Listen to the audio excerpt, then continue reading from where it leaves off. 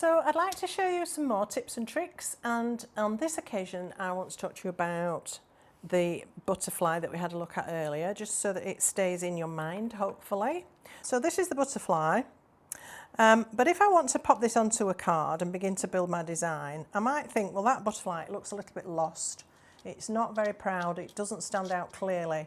So what can we do about that? Well, if you want to do a really simple adjustment to your design, you can go back to the card that we cut the butterfly from and where we've still got the shape of what the butterfly left behind.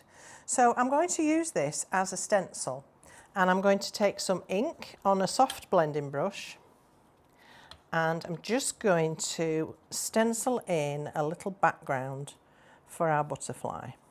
So just softly brush the ink through that stencil. And this is something you can do with a lot of dies. You can actually turn your dies into stencils.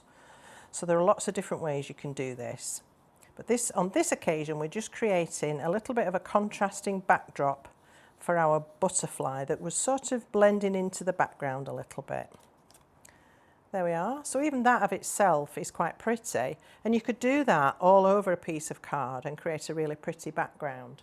But I just wanted to do it so that when I put my butterfly now on top of that, it's actually got a contrasting backdrop to it. Can you see that?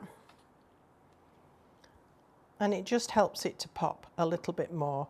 And I haven't had to cut another layer, haven't had to do anything other than add a little bit of ink through the shape that the butterfly came out of.